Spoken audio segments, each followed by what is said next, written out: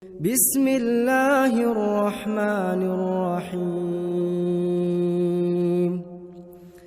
والنازعات غرقا والناشطات نشطا والسابحات سبحا فالسابقات سبقا فالمدبرات أمرا يوم ترجف الراجفة تتبعها الرادفة قلوب يومئذ واجفة أبصارها خاشعة يقولون أئنا لمردودون في الحافرة أئذا كنا عظاما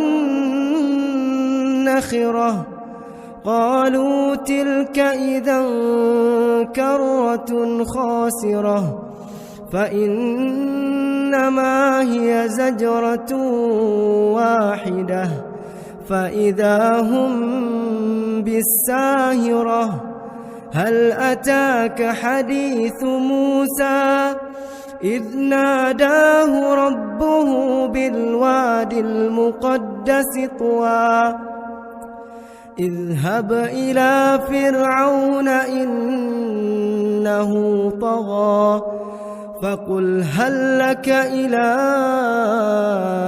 أن تزكى وأهديك إلى ربك فتخشى فأراه الآية الكبرى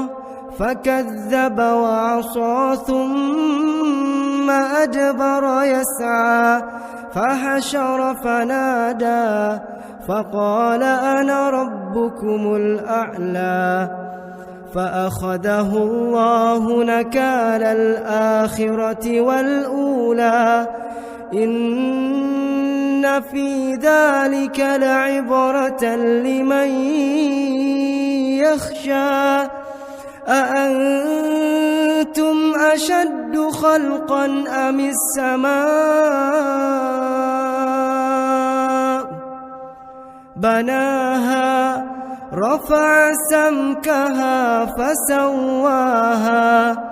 وأغطش ليلها وأخرج ضحاها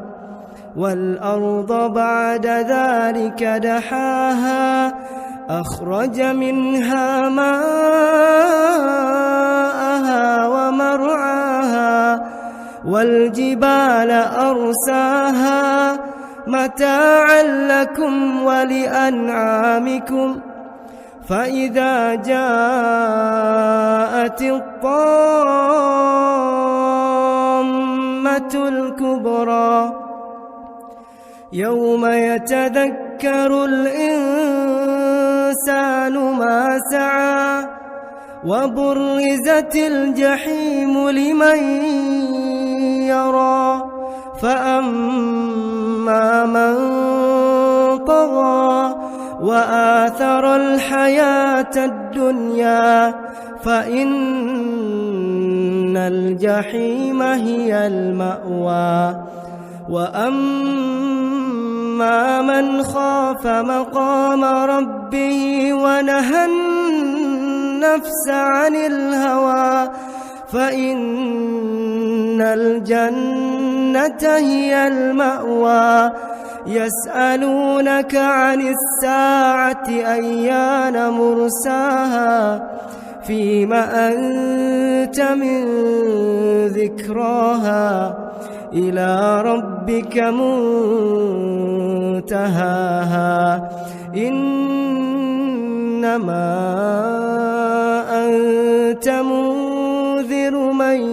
يخشاها كأنهم يوم يرونها لم يلبثوا إلا عشية أو ضحاها.